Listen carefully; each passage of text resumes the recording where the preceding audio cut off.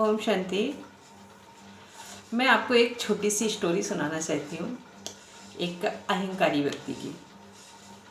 क्या था कि एक गांव में एक ठाकुर साहब रहते थे। काफ़ी अमीर थे, पैसे वाले थे और काफ़ी उनके पास लठैत वगैरह रहते थे। तो उनसे सभी लोग डरते थे गांव में।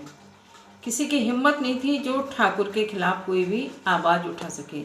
हाँ, और इस सब के साथ साथ ठाकुर जी की नाक भी कटी हुई थी, लेकिन कोई उनसे नकटा नहीं कह सकता था। किसी की हिम्मत ही नहीं है, इतना पावरफुल व्यक्ति थे वो। तो एक बार क्या हुआ, गांव में सभी लोग बैठे हुए थे, चौपाल लगती है, सब तापते करते हैं ना, वो जलाते हैं आग वगैरह। तो वहीं ऐसे बात होने लगी कि देखो ठाकुर खुद तो नकटे हैं और दूसरों पे रौब जमाते हैं, अपना नहीं देखते हैं, दूसरों में कमियां निकालते हैं। तो वहाँ पे बहुत से लोग बैठे हुए थे, लेकिन किसी की हिम्मत नहीं थी जो ठाकुर साहब से उनकी सच्चाई को बता पाते। तो वहीं पर एक नाऊ बैठा हुआ था, गांव में जो नाऊ होता है ना, उसने कहा क्या बात है भाई, ऐसी बातें क्यों कर रहे हो ठाकुर साहब के खिलाफ। उसने कहा क्या बताएं, वो हर किसी में नुक्स निकालते रहते हैं, लेकिन कभी वो अपने आप को नहीं देखते हैं कि खुद की भी नाक कटी हुई है। आज तक ठाकुर साहब से किसी ने भी नकटा नहीं कह पाया, और जिसने भी कहने का प्रयास किया उनको अगर खबर लग गई तो उन्होंने कहने से पहले उसको मार ठोक करवा के गांव से निकलवा दिया। तो नाऊ सुनता रहा। उसने कहा अच्छा एक बात बताओ, अगर मैं ठाकुर के मुंह पर नकटा कह दूं तो आप लोग मुझे क्या देंगे। तो वही गांव वालों ने कहा मैं तुझे इनाम दूंगा। मैंने कहा अच्छा दोगे, पक्का कि पक्का। सभी गांव वालों ने कहा कह ही नहीं पाएगा ठाकुर के सामने, उनके ऐसे ऐसे लठैत हैं, उनको देख के ही डर जाएगा। तो उसने कहा ठीक है, कल सुबह देखना चौपाल पे सब लोग इकट्ठे हो जाना, मैं सबके सामने ठाकुर साहब को नकटा बोलूँगा। मैंने कहा अच्छा हाँ। क्या हुआ, सब लोग इकट्ठे हो गए, सबको बड़ी जिज्ञासा कि ये कैसे बोलेगा। तो हुआ क्या, उसने अपना नाऊ ने सारा बोरा बिस्तर समेटा और जाने लगा गांव से। और सभी लोगों ने कहा कहाँ जा रहे हैं, कि हम गांव छोड़ के जा रहे हैं, हम गांव छोड़ के जा रहे हैं। कि भाई गांव छोड़ के क्यों जा रहे हैं, बस ऐसे ही जा रहे हैं। खबर उड़ते उड़ते ठाकुर साहब के कान में पहुंची। अब ठाकुर साहब को बताया गया कि वो अपने गांव का जो नाऊ है ना, गांव छोड़ के जा रहा है। देखो अपने गांव से निकल के किसी दूसरे गांव में बसेगा तो बदनामी होगी। तो ठाकुर साहब ने कहा अच्छा रोको उसको चौपाल पे, अभी हम आते हैं वहीं पर। उसको वहाँ सब लोगों ने रोक लिया। जब वहाँ रोक लिया, अब ठाकुर साहब भी आ गए, भी उनकी कुर्सी पड़ गई।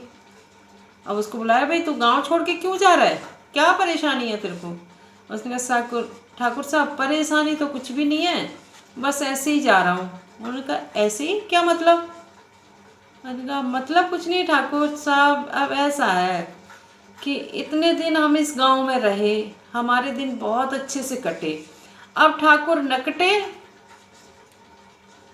ठाकुर साहब ने कहा मतलब यही है, अभी तक तो कटे सो कटे, अब ठाकुर न कटे।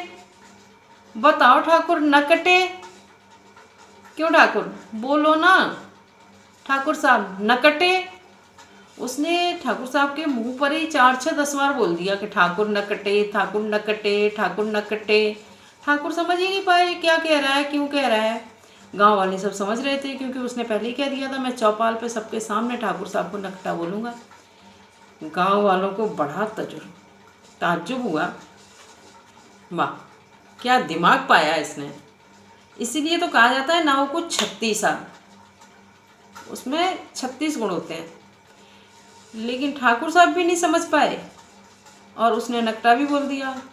और ठाकुर साहब ने उल्टा उसको मनाया और कहते नहीं नहीं नहीं, आप गांव छोड़ के नहीं जा सकते, क्या परेशानी है हमको बताओ, हम तुम्हारी समस्या दूर करेंगे। तो अब नाऊ कहता है नहीं ठाकुर साहब, बस अब आप हमारा इतना ध्यान रख रहे हो, इतना कह रहे हो, तो हम रुक जाते हैं।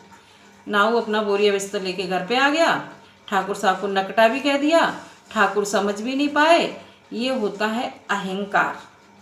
उनके मन में अहंकार था कि हमको कोई बोल ही नहीं सकता, लेकिन वो समझ ही नहीं पाए कि उसने किस ट्रिक से उसको नकटा बोल दिया, और वो खुद समझ भी नहीं पाए और बढ़िया हो गया। इसीलिए है ना, हर जगह कहते नहीं है जहाँ पर सुई काम आ सकती वहाँ तलवार नहीं आ सकती। अगर वो फट से जाके कह देता कि ठाकुर आप तो न कटे हैं, तो ठाकुर लठ पड़वा के उसकी कमर तोड़ देते।